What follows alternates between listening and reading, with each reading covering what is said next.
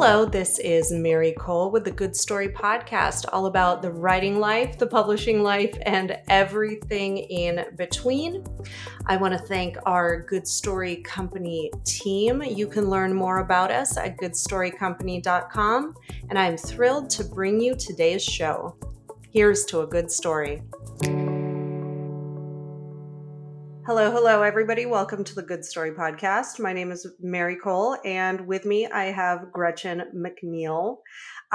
Gretchen, thank you very much for joining me. This conversation has been a long time coming. I feel like we sort of entered the publishing industry at the same time, maybe cross paths at a BEA here or there, but officially, welcome. Thank you so much. I'm thrilled to be here. When I saw the email from you, the name was like, oh my God, I'm back to the early days of my publishing career when I had no idea what I was doing. And so many of the names, especially agents that were very active are just sort of burned into my mind as, people that we were looking up to, following, things like that. So it's wild that we're still here. And how the mighty have fallen. No, I'm just kidding. We used to look up to them. No. And when we were talking just a few seconds ago, I said, I hope you don't mind me saying this, but you are sort of an OG in the scene, in the YA scene. And that could have been an insult, but you seem to have taken it as a compliment. So tell us about this illustrious career you've had. Well, let me just say, first of all, that I've been very, very lucky. I'm very lucky that I'm still here, that I'm still publishing. Part of it is, tenacity and stubbornness, but that's not always enough. Anybody who knows anything about publishing knows that so much of what we do is out of our control as creators. Yes. And so all that we can do is to keep creating and hope that agents and editors love our stuff and want to publish it. So yes, I came on the YA publishing scene way back in 2011. I published my debut novel, Possess. I had been around for a few years before that. I think I signed with my agent, Ginger Clark, in 2008, end of 2008. So I had written a few books that didn't get published, and then we finally landed on one that found a home at Balzer and Bray. And since then, I have published 11 more, all in the young adult space so far, mostly murder mystery and horror novels. I do have one contemporary rom-com in there as well. I've published 7 with Balzer and Bray for HarperCollins, and then 5 with one more coming with Disney Hyperion. Yep. And I've also been incredibly lucky that I've had 2 different properties adapted for the screen. My book 10 was adapted as a Lifetime original movie in 2016 called 10 Murder Island. I added the Murder Island so you know what happens there. And my 2-book series of Get Even and Get Dirty was adapted as the BBC Netflix series Get Even. So it's been a wild roller coaster of a ride, that is for sure. I have so many questions for you about, what you see in the YA market and all of this stuff. But I have to say, there is a really big trend for thriller, murder mystery that maybe hadn't reached full fruition by the time you entered the space. And so you clairvoyantly or somehow positioned yourself in a really in sort of a fruitful vein. And I do think that's part of the luck, right? That there weren't, and clearly I am not the first person to write any of these books or these genres for young people. There were many authors that came before me, but there was sort of like a dearth at the time. There weren't a lot of new things.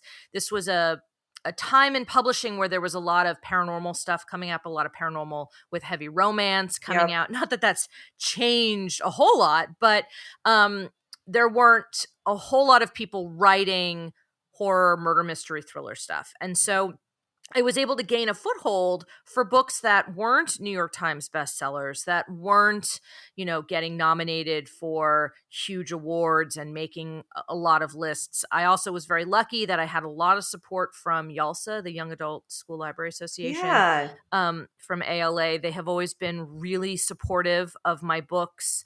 I made a few of their lists, and I do think that helped keep my books present and alive in terms of ordering and reordering, especially from libraries.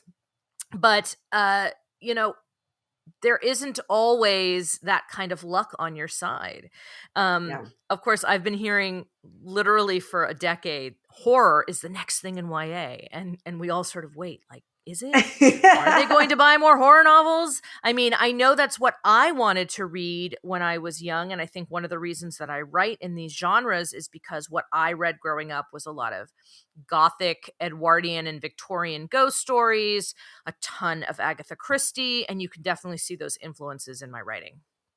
I was Christopher Pike all the Yes. way. Oh, I mean, he was the man. Um, yeah, well, maybe horror will do a jump scare one of these days and rise to I knock prominence. on wood, but I'll ruin the recording. But I'm metaphorically knocking on wood.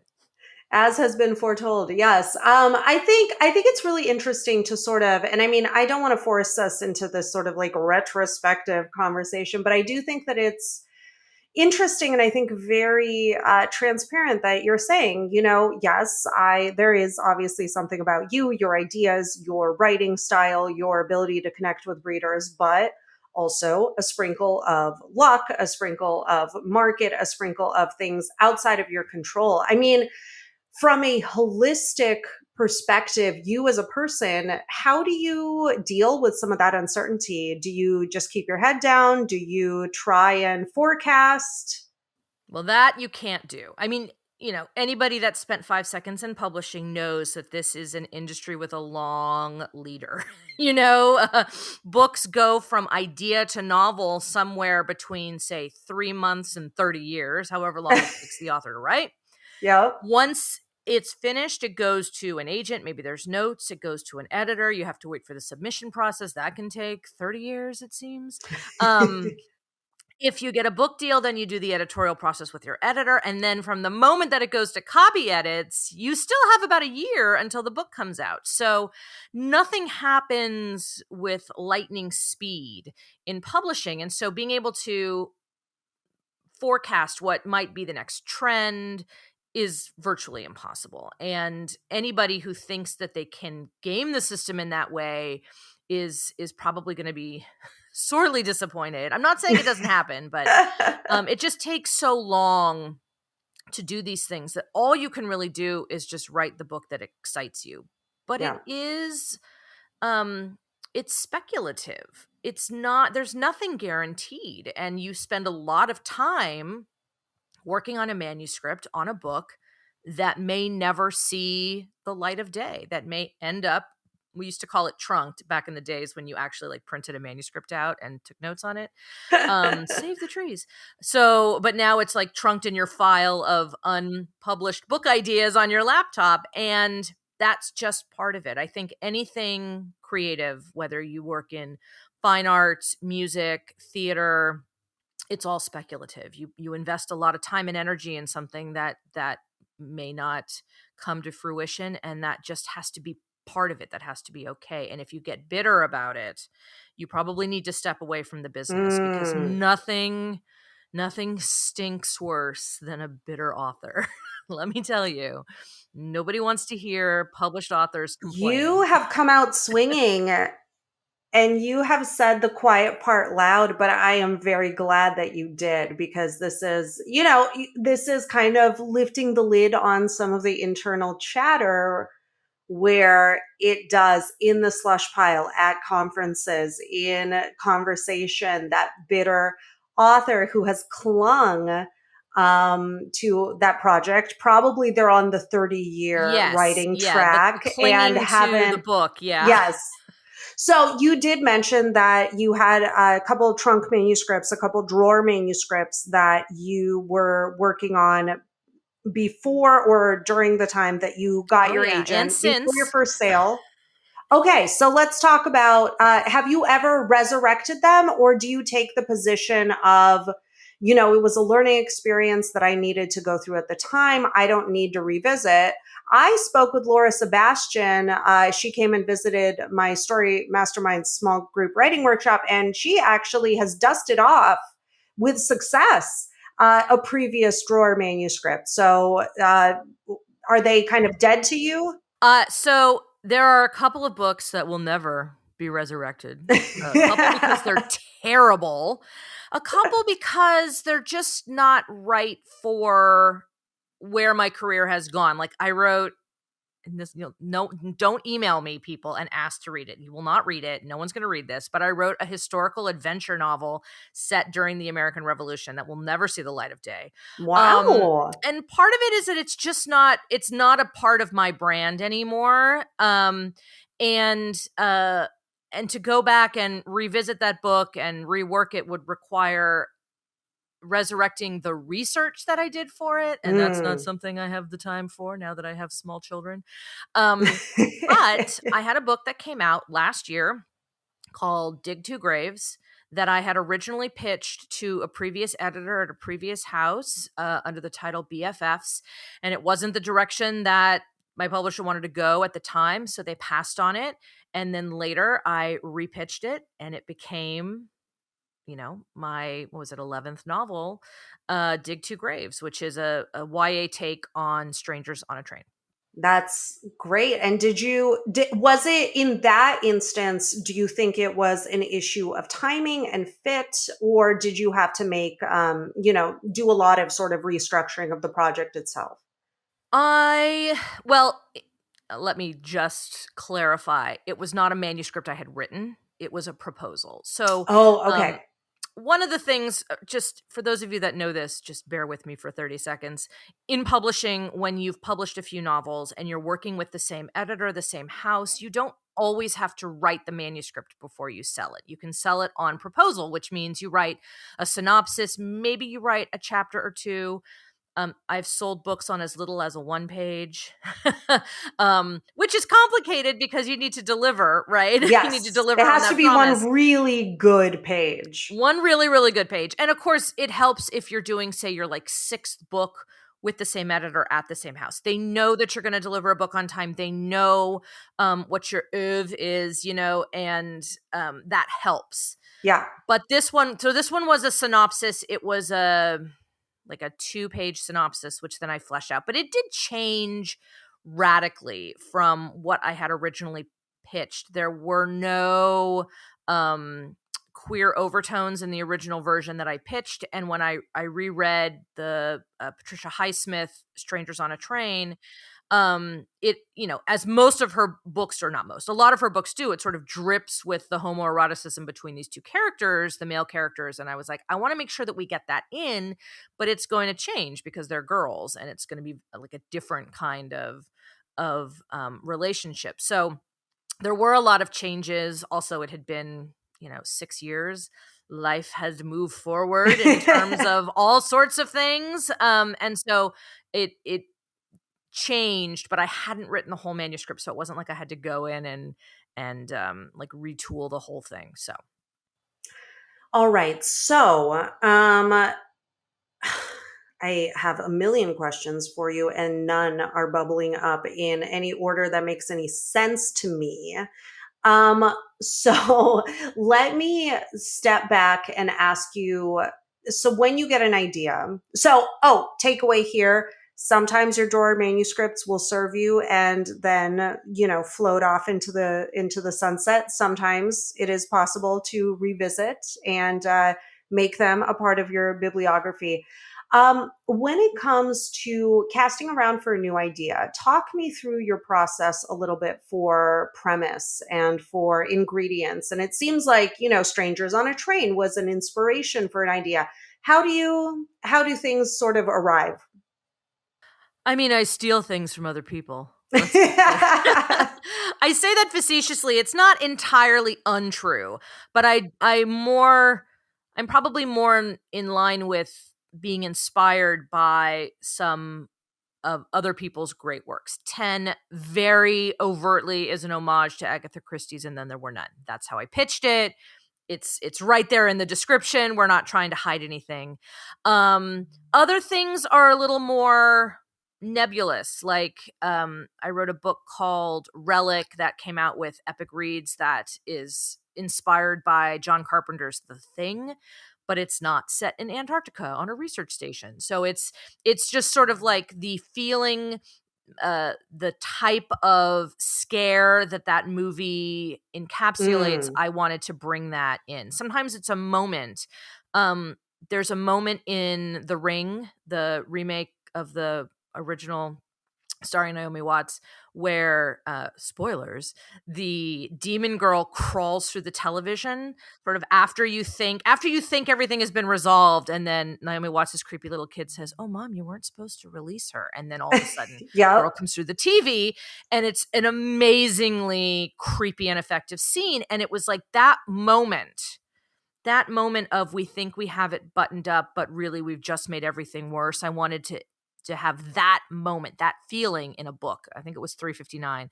And the story has nothing to do with The Ring or any elements of The Ring. It's a sci-fi horror novel, but I wanted that feeling. So sometimes it's like re-invoking how I felt watching something or reading something for the first time. And sometimes it's a direct influence. Like I was watching an episode of Antiques Roadshow, like an old one, and they had this creepy doll called a peddler doll from Victorian times. And I'm like, Ooh. ooh, what could I do with that? Um, and it's not all of these ideas have legs. Some of them end up as nothing. Some of them end up as short stories because they don't really have enough meat on the bone for 80 to 90,000 words. But I think the ideas are always there. You just have to be willing to see them and think about, well, what if I did that with this? Or, what if it was, unicorns on Mars? Don't write that. That's a terrible idea. But, you don't know where the inspiration might come from, but your brain just has to be thinking like, oh, that's interesting. How could that be something?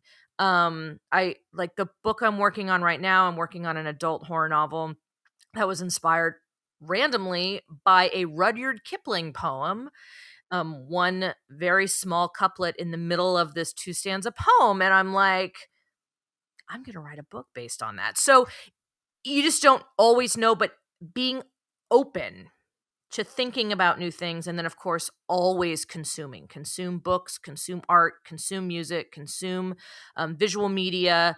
That puts this like soup pot of ingredients in your mind, and then you stir it up and see what comes out.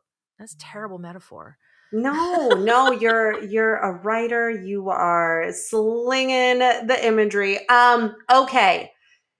Rapid fire. How do you know, or when do you know, or when do you give up on whether something has legs? What does that mean to you? It has to have a beginning, a middle, and an end. And that sounds like the silliest statement I've ever made. But frequently, a story has a beginning and an end, but no middle. That's a Correct. short story, right? It just doesn't have enough development of additional themes, subplots, things that could go awry and send your character in a new direction. So those sorts of things. And then, of course, that middle stuff, the dreaded middle, right? Writers. Like, is it interesting?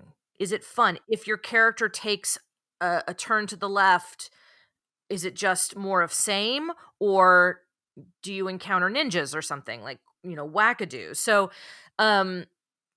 sometimes I have to sit down, and I usually do like a one page, which ends up being a 2-page of sort of a pitch, which is a chunk of backstory and an idea of where the book would be going. Mm-hmm.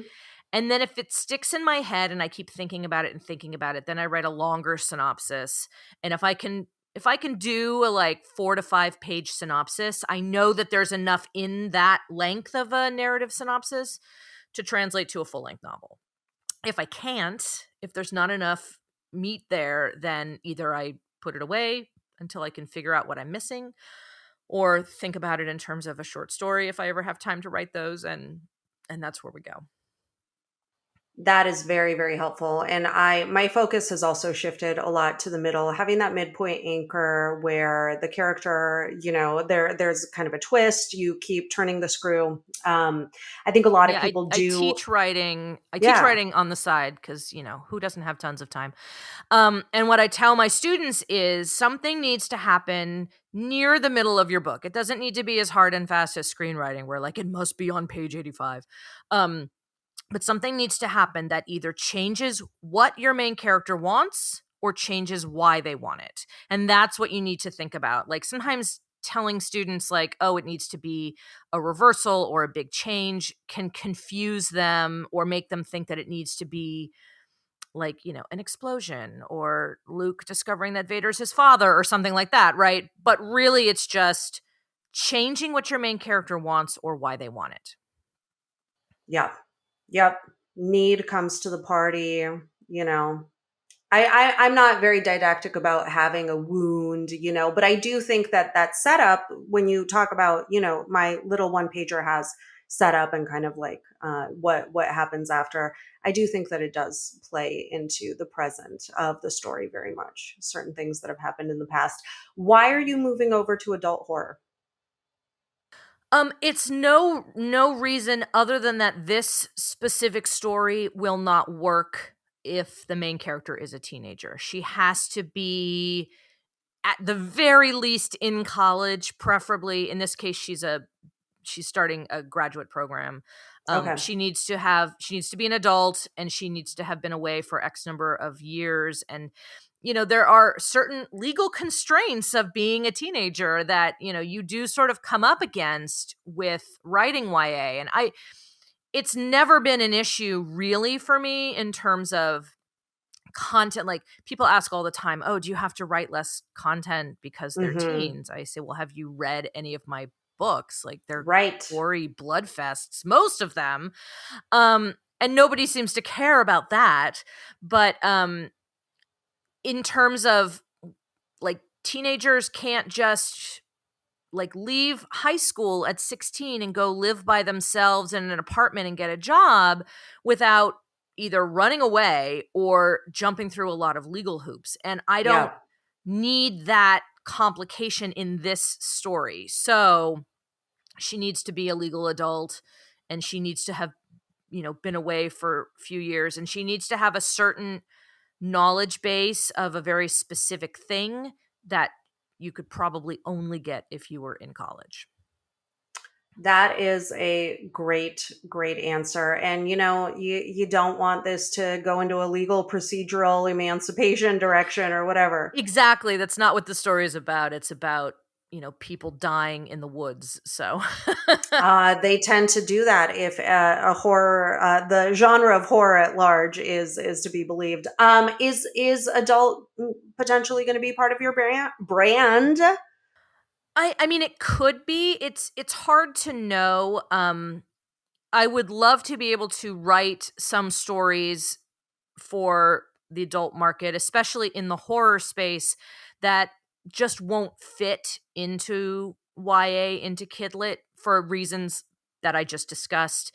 Um, and I'd love to have that option. Again, it's essentially breaking into a new market. It's not, I mean, it's still like if you read this manuscript when it's done, it's going to sound like every other manuscript. It's still my narrative voice, even if the Yeah. character is slightly older. So I don't think there's a lot of difference in terms of content or voice. It's literally just the age of the character and what that means in terms of life experience. So there are some stories that I would like to write that need to be in that space. Um, and if I have time to do them between other contracts and I'm lucky enough, I'm metaphorically knocking on wood again, everyone, to sell them, great. But if not, I'm also perfectly happy to write YA. I've loved every moment of my YA writing career, and I definitely don't want to leave that behind either. And how would you say the YA market, we just said it's almost impossible to prognosticate about trends and things like that. It does seem like you added potentially a queer experience to one of your stories when you polished it for modern YA. So, are there any sort of YA movements or ideas or shifts that you've seen in the market that writers of aspiring YA writers I have talked before, believe it or not, um, could could be aware of? Well, I mean, you can't exist in publishing, at least in kidlit publishing, and not see that finally, we are beginning to see diverse voices in kidlit. This has been a long time coming. It has been um, an embarrassingly long time coming, and a Long battle overdue. to for so many people to get their foot into the door and tell their stories. And I think, I wrote I wrote a debut novel with a main character who is half Asian. And the reason that I did that is because I am from the San Francisco Bay Area, born and raised. Hmm. All of my friends, or most of my friends growing up, were not white like me. A lot of them were Asian. And I couldn't write a book set in San Francisco and not address the fact that most of the people that I knew growing up were not white. Um and so I did that, and I just wrote her as a girl who happens to be half Chinese and half white. I don't know if I would make that same choice today, not because I would be shying away from diversity, but because her story is not mine to tell. Now, my books don't deal a whole lot with a character's gender, sexual orientation, religious leanings, ethnicity, any of that. My books are like survive the night, right? Yep. And my casts in all of my books have always been diverse, even when the main character is a straight white girl like me. Um, I still will maintain that, but I do need to be very cognizant of the privilege of being an upper middle class white woman from California and the stories that I want to tell. I think maintaining the survive the night sort of motivation objective for the characters means that I don't deal a whole lot with race, religion, sexual orientation, gender identity, etc. But I also can't ignore it. So I think the way that I approach who I'm going to write into my stories has definitely changed, not because I'm shying away from diversity, but because I understand now that these are not necessarily my stories to tell. So that has definitely changed. Um, for the better, I just in case anyone didn't get that. I am delighted that when I see the announcements, in the children's bookshelf and emails, that we see so many different voices, that we see so many different people of all different walks of life writing books in not just contemporary narratives of their experience, in fantasy and genre fiction and Yep. sci-fi, speculative, like that all needs to happen, and so that is wonderful. um there are, as I tell people all the time in publishing, like the pie um is limitless, meaning just because you get a piece of the pie and I get a piece of the pie doesn't mean that somebody, Bob over there, won't have a piece left. The pie is Yep. is always regenerating, right? So just because she gets a book deal and he gets a book deal doesn't mean I won't get a book deal. Yep. However, because there is now a cognizance of making sure that there are a variety of stories um, that need to be told, it definitely means that old white ladies like me have less of a corner on the marketplace. So the book deals that went to, say, 95%, white women back in the heyday of kidlit, of straight white women, are now, there's, only 50%, which is still at least half, if not more. It's still It's not as pretty if like darn our white, stories are still not selling. heteronormative. Exactly. But it does mean that there's more of everything else, and so slightly less of us. And that's just the way that it is. And it's, it just means I have to write really good books.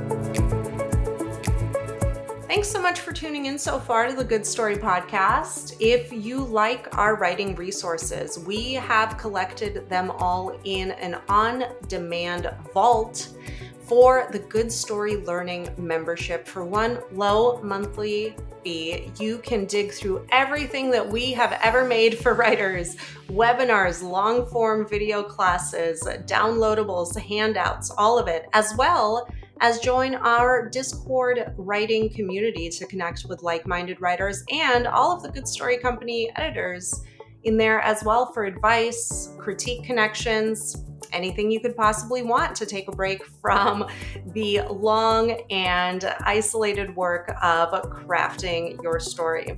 So come join us, goodstorycompany.com/membership, and it is called Good Story Learning. Well, speaking of writing really good books, something that you mentioned about The Ring caught my ear, and I really want to sort of dig into this for a little bit. With thriller, mystery, suspense, horror, these categories, it really is about eliciting feelings in your reader, right?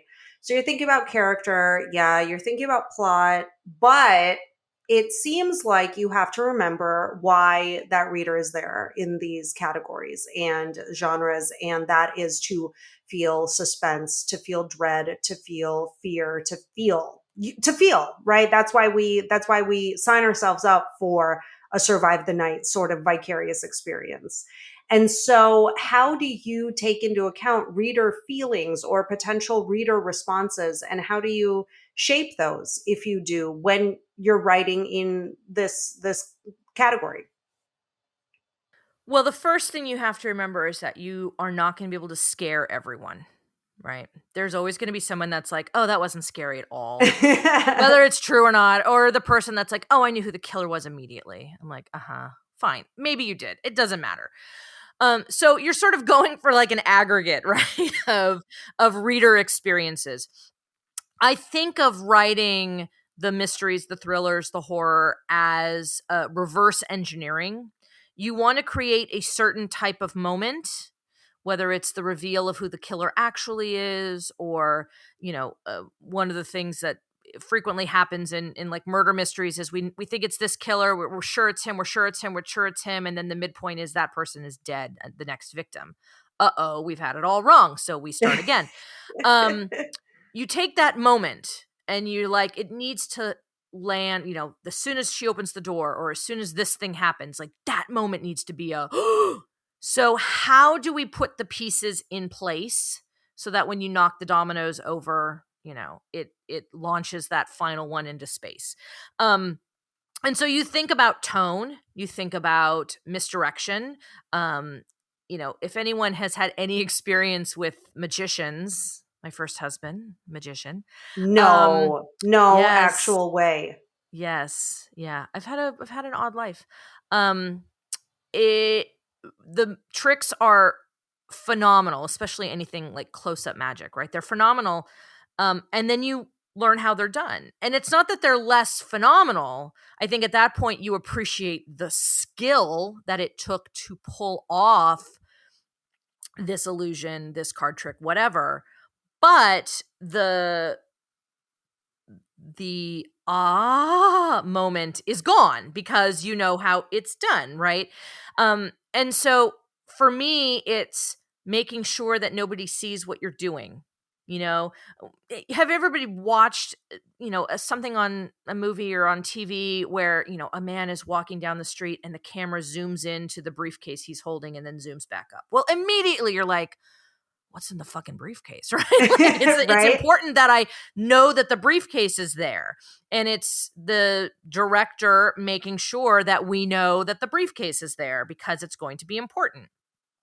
I want to do that but not make you notice that I'm doing that, right? Yep. I want to highlight the door at the end of the hallway being locked or closed, um, so that the moment when it's open scares the crap out of you, right? But I have to do it in an organic way. And so it's setting those pieces up, and then of course establishing the right tone, especially in, anything tense, suspense, thriller, horror, which are all, they're all different shades of the same color. Um they need a certain foundation of tension, of creepiness, of the narrator's voice, of sharing the feelings that your POV character is having. That's how you telegraph to the reader how they should be feeling.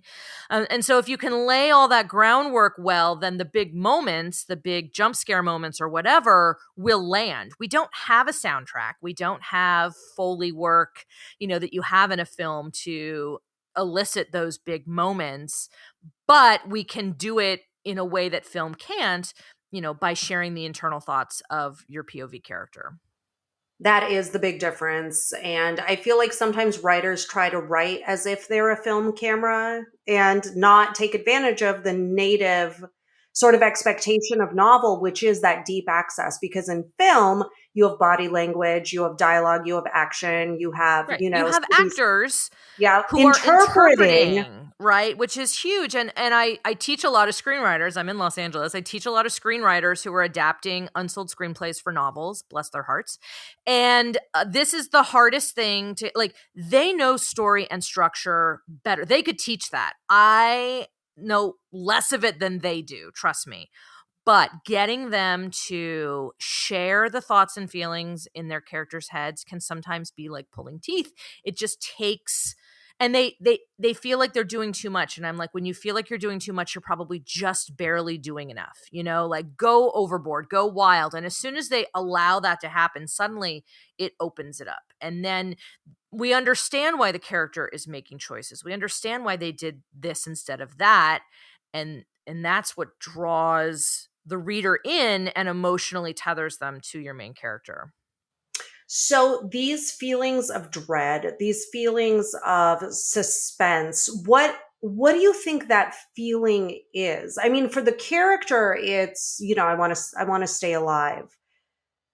Is there something different that the reader experiences when they're peering over the shoulder? Like, what are you engineering for very specifically? Expectation gap?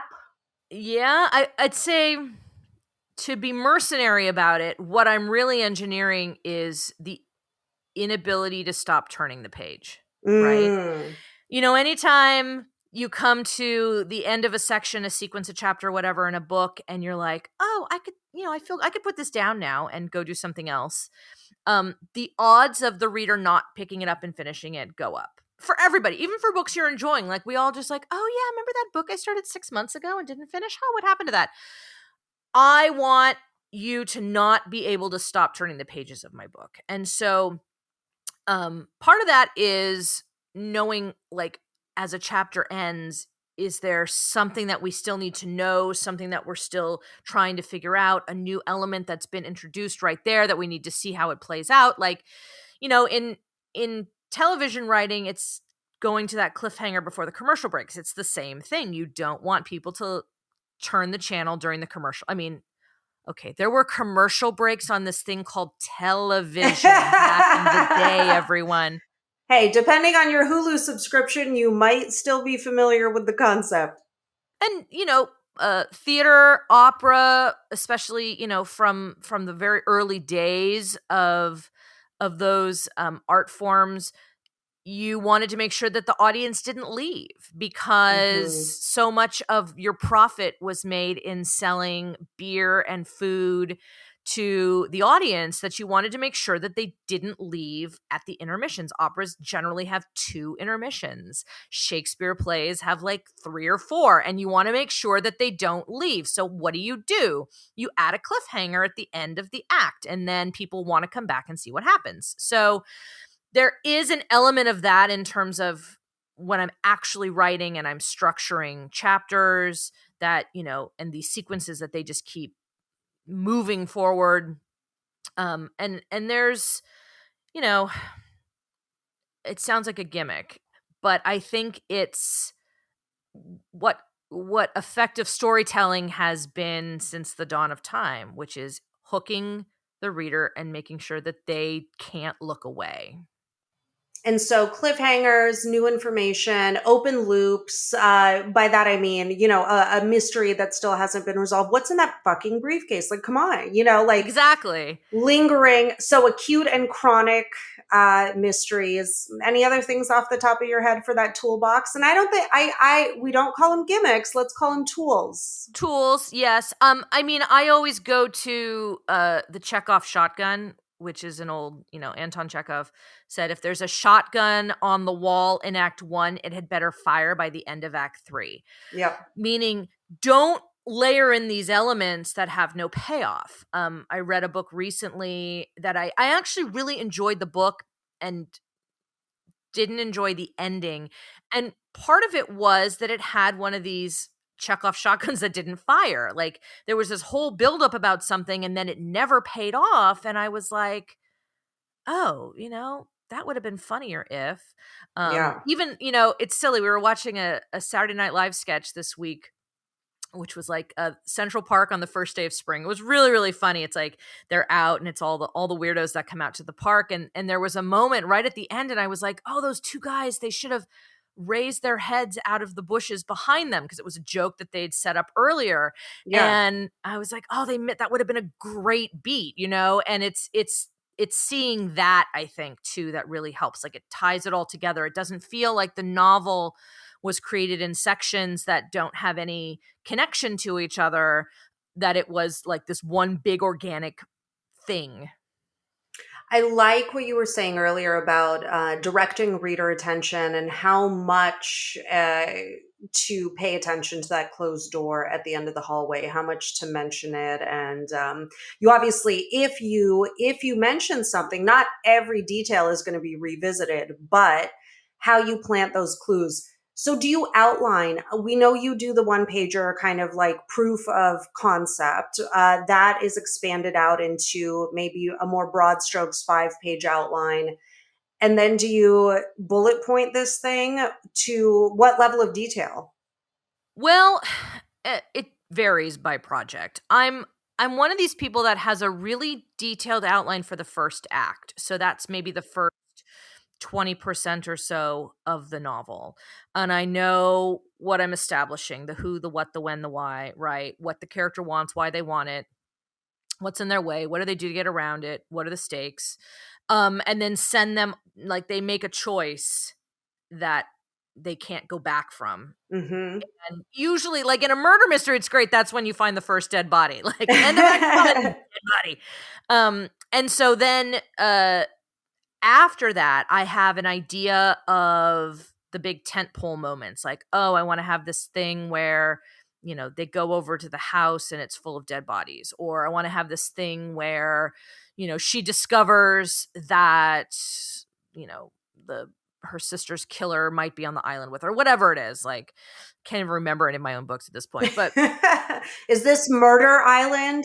To be clear, is this Murder Island? I have a lot, actually. I mean, I have a couple of books. My friends joke. They're like, never go to an island with Gretchen, because I have at least 2 books that take place on an island that are full of dead bodies. And so it's the ultimate claustrophobic experience. Yeah, you just don't want to go to an island with me, I think.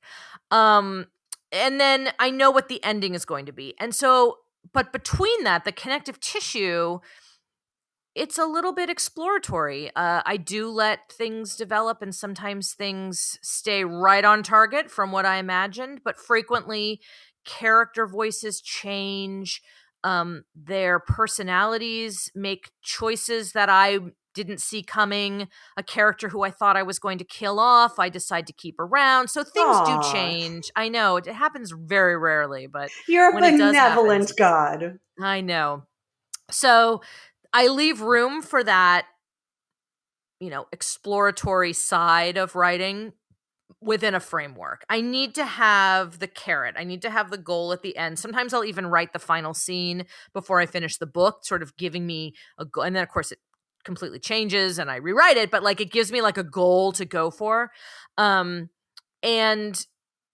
I need structure for sure. I think part of the nature of writing mysteries means I need to have an idea of who did it and why, and there's the beginning of your outline, right? So I need to have that, but I also don't want to stay so rigid that if a character voice surprises me and makes a choice that I wouldn't have anticipated, that I don't have room for that. So it's a mix of the two things. I love that. I want to end our time together by talking about a project that you're involved with, which is IP development.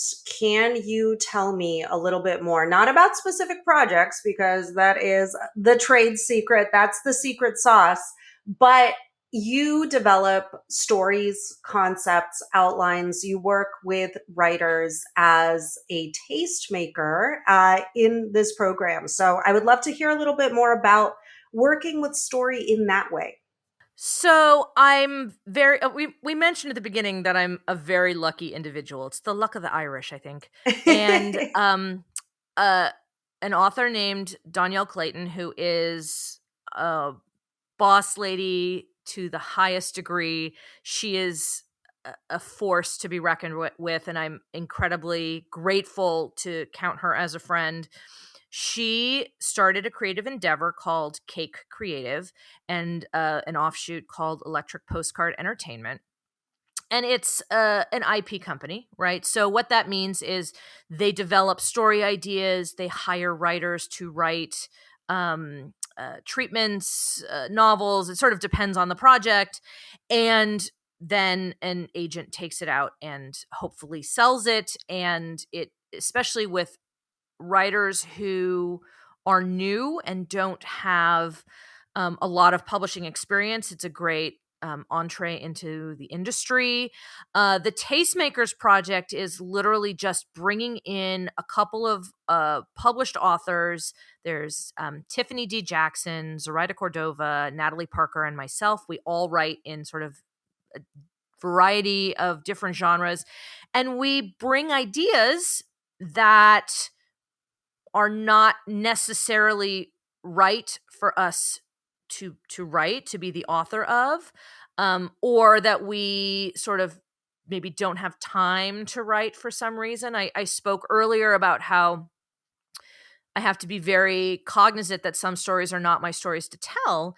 But that doesn't mean that I don't have ideas for those stories. And Mhm. Cake and Electric Postcard are a wonderful place to use some of these ideas that deal with, a black main character, being accused of something in a very white place. Like that is not at all my story to tell. Um, but it would make I think, a wonderful novel. And so we pitch them, we work on outlines, we find authors, and we work together. And my role is to sort of help shepherd the author through a process of outlining a story, of getting voice right and tone right for a genre that I know a lot about. Because, like I said, horror, suspense, it's so much about tone and setup. And so I can use all that I've learned, all the tools, or not the gimmicks, the tools that I've learned, and help other authors, incorporate them into their own writing. And then I also, I want to make sure that the writers who are taking this project and making it their own have room for their own voice and development and ideas. And so we sort of work together. And it's been wonderful, especially for somebody like me that has a lot of ideas. I was talking to a friend the other day about this, that like too many ideas. Not all of which are great, but like I have a lot of ideas. And so, and I don't have time to write them all. So, Cake and Electric Postcard have been just a wonderful uh, opportunity for me to still see my ideas come to fruition with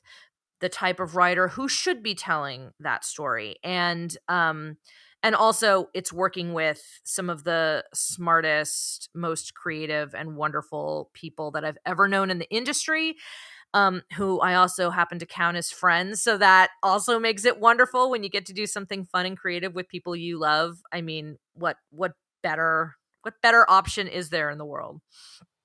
It's just different approaches to story. And I think a lot of the things that we've been talking about structure, various ingredients, beats that you want to hit, ingredient. Well, I it's just said funny ingredient. because in publishing for a long time, IP was like the dirty word that nobody wanted to talk about. You didn't want to talk about what books were IP. My Murder Trending series is IP. I have no problem sharing that. You can tell if you look at the copyright, it doesn't say Gretchen McNeil. It says Disney Publishing Group or whatever it says.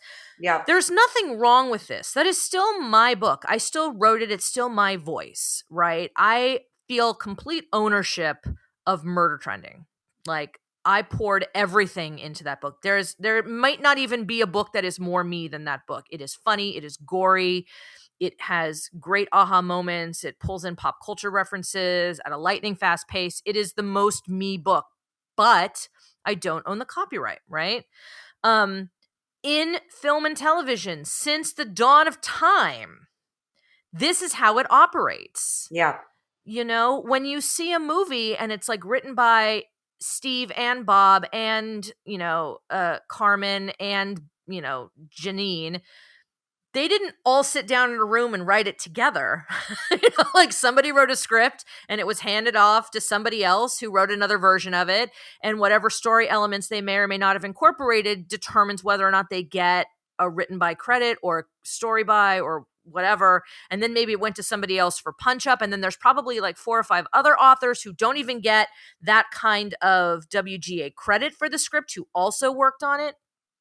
That's just how it goes, right? That is normal. Like if you've ever seen the marked up script pages from Empire Strikes Back that Carrie Fisher did, so much of the dialogue from some of those scenes between Leia and Han, she wrote. Yeah. That wasn't in the script. She didn't get a credit for it, right? As though she was script doctoring. And that's just how it works. So in fiction, it's still, I think, a newer concept, and I think it's something that we need to embrace, not shy away from. There is no there's no shade on the author's writing IP, or there shouldn't be. They are still doing the work. They are still contributing ideas and voice and character and texture and all of the wonderful things that make these books what we love. But sometimes having more people involved in creating story is a good thing, right? We can't all have all the ideas all the time. I just said, like, I have all the ideas, but like not all of them are good. And sometimes I need somebody to take some of the ones that aren't good and teach me how to make them good. And that is what this Tastemakers program, I think, really is. And I do think we tell people all the time, it takes a village to make a book. That's what makes freelance editorial a viable career path. Hello, the publishing house editors, the agents have a contribution, the designers and the illustrators, if you're writing for younger readers. And That's why I the, yeah. credit everybody in the acknowledgments. I always ask my agent and my editor who worked on the book in-house. I want to make sure that that village is acknowledged, whether it's copy editors or like, the library and education people, like anybody who contributed to this book, it needs to be acknowledged. And here, that writer's room, that collaboration process, that village really gets involved sooner, rather than this sort of classic archetype of the genius in the attic, frittering away, Right. typing, and then the manuscript pops out fully formed. And only then do we learn its fate, whether it was good Right. enough to pass muster. And I got to tell you something, the J.D. Salinger genius in the attic is probably not having as much fun as I have with the folks from Cake and Electric Postcard when we're talking about story. We're having significantly more fun. Trust me. The attic is a bummer. No, sometimes the attic is a great thing, but I think there are just so many ways to make a book, tell a story, think of an idea, and execute it. And I think in an hour, we have covered pretty much all of it. A lot, yeah. So there you go. You want to write a book? Listen to this and you'll be all set. Here you go. Here's how to write a book, everybody. No, you are a delight. So many things to think about here. I hope everybody just goes and signs up for a class with you, reads your work, watches what Electric Postcard gets up to. Gretchen McNeil, thank you so much for hanging out with me and talking shop. Thank you, Mary, from the OG to the OG. Yes. No, I love it. I actually, one of my guests a couple of episodes ago was Sarah Czar, and that was another sort of like, Yes. moment of, oh, back in 2008. Yes, Back in the the Wayback day, Machine. back in the Someone day. posted a photo recently on Instagram of like an RT convention from like 2000. I want to say like 2013 or 14, and I'm like, oh, Oh, yeah. babies. We were babies. We had no idea. Well, I love it. I love to see you thriving. I love to see you finding different vehicles and avenues for what you bring to the table. And it was just awesome to reconnect with you. Well, that's very kind. Thank you so much, Mary. Of course. So this was Gretchen McNeil. I will have places to find Gretchen in the show notes. And here's to a good story. Thanks so much for joining me. This has been Good Story Podcast with me, Mary Kole. I just want to offer a heartfelt thank you and bit of gratitude to the entire Good Story Company team.